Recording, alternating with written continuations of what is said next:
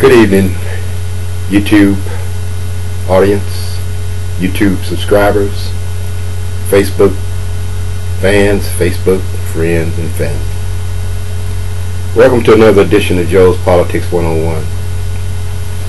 Today is January the 31st, 2013.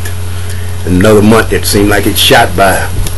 You know, just roll on through, getting ready to start a new month. Today my topic is going to be on the confirmation hearings that's going on with Senator Chuck Hagel nomination for Secretary of State. Secretary of Defense. You know,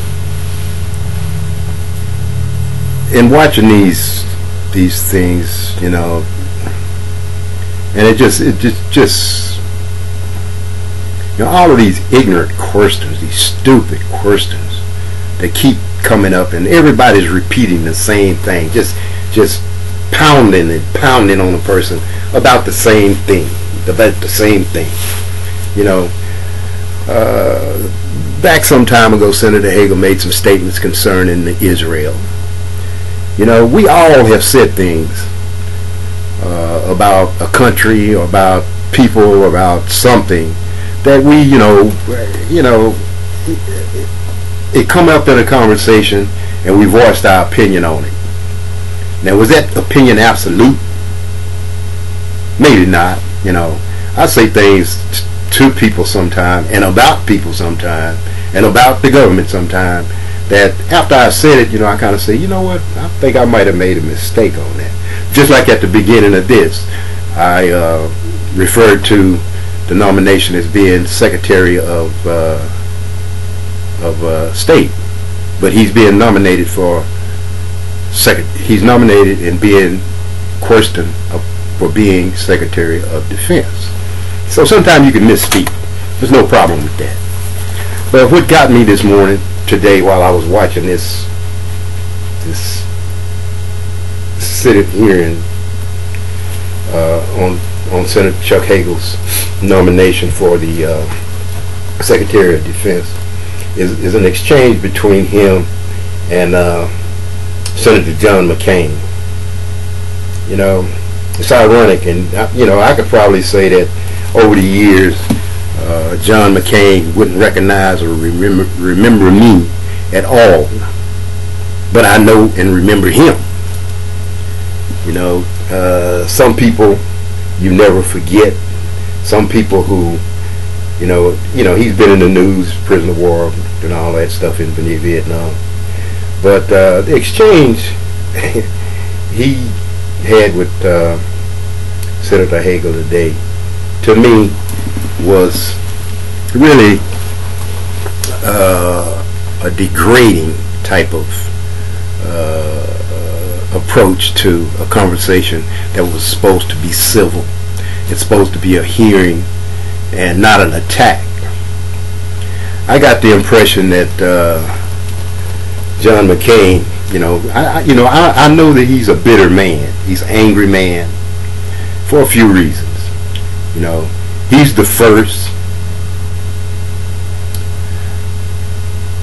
politician who ran for president against the first Afro-American president of the United States.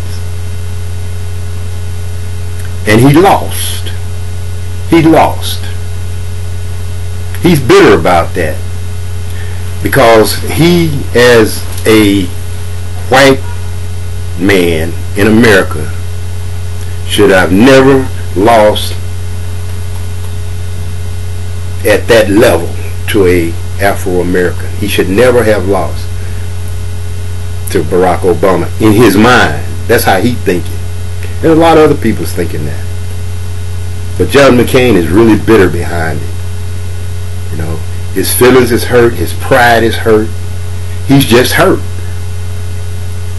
You know, and I think he still has some bitterness in his mind about the years that he spent in Hanoi as a prisoner of war. But what he did today with Chuck Hagel, this is my point of view of it, is what he did today was to put himself back in the picture of being a lieutenant commander in the United States Navy, executive officer in a squadron. He took that and he turned that to talk down to Senator Hagel as if Hagel was an enlisted man in front of him being reprimanded for whatever might be the case. In this case, being reprimanded about something about Iran and Israel. You know, that bitterness, that anger, that anything that President Obama brings forth should not be a part of anything that he should be able to vote for. It just goes to show you that, you know, this idea that when you're an officer in the military that you're better than that guy that's out there boots on the ground fighting to survive. John, of all people in the world who should understand that, John McCain should probably be able to understand that, but he don't.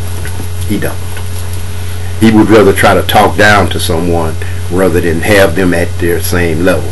You know, I know how they operate. I know how he operated when it comes to enlisted people in the United States Navy back in those days.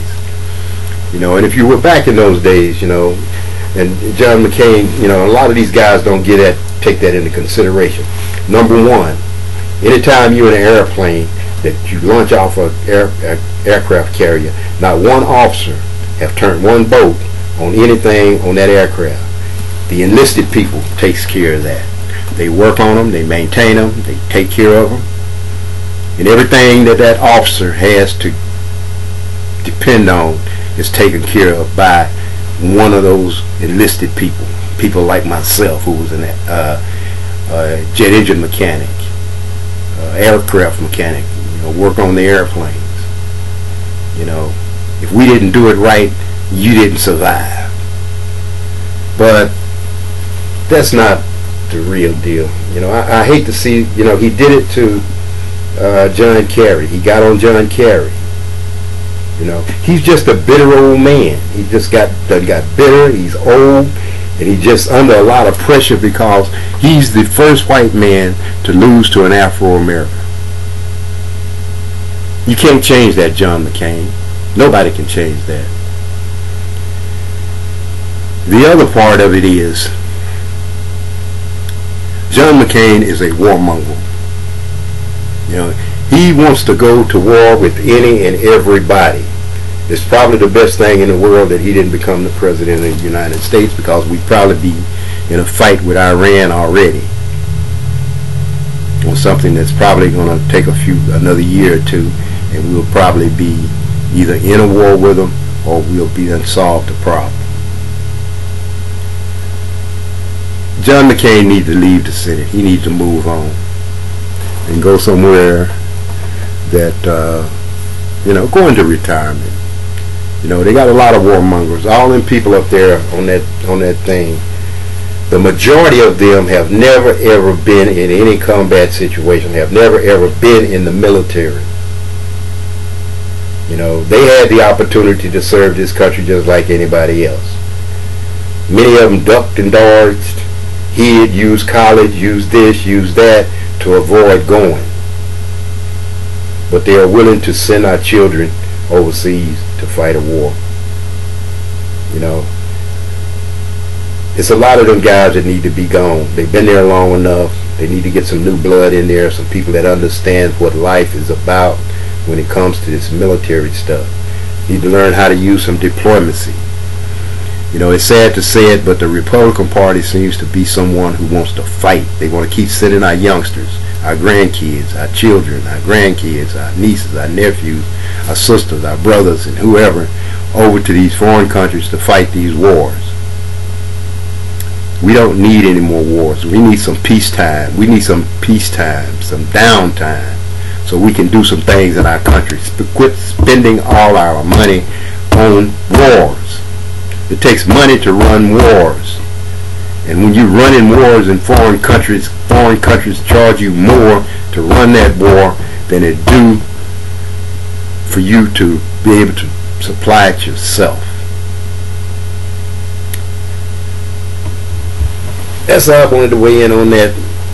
YouTube fans, Facebook friends and family, have a good day. God bless you. God bless America.